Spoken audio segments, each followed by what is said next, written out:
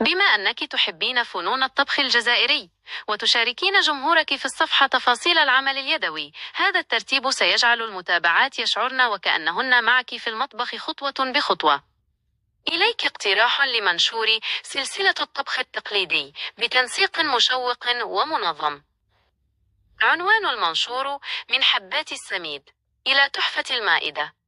لأن المطبخ الجزائري فن، والسر دائما يسكن في اليد والبركة. أحببت أن أشارككم اليوم مراحل ولادة طبقنا التقليدي. يمكنك تسمية الطبق هنا مثل الشخشوخة، الفطير، أو الحلويات، من البداية إلى النهاية. 1. البداية. سر المكونات: كل شيء يبدأ من المكونات البسيطة والطبيعية. سميد ممتاز، رشة ملح وماء دافي.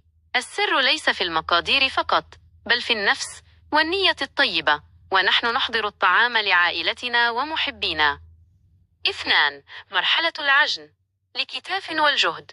هنا تبدأ الحكاية. العجن ليس مجرد خلط، بل هو صبر. نعجن العجينة حتى تصبح لينة طيعة، وتسمع صوتا ترتقة تحت يدك. وقتها تعرف إنها جاهزة لتعطيك أفضل نتيجة. 3. العجينة المطاطية. الراحة. بعد التعب يأتي القوام المثالي. عجينة ملساء متماسكة ولا تلتصق. نتركها ترتاح قليلا، لأن العجينة مثلنا تماما، تحتاج للراحة لتعطي أجمل ما عندها. 4. التقسيم اللوزات. نقسم العجينة إلى دوائر صغيرة متساوية نلوزها. منظر هذه الكرات وهي مصفوفة بانتظام يبعث في النفس راحة غريبة، وكأننا نحضر لعمل فني. 5. تشكيل الأشكال. اللمسة الأخيرة.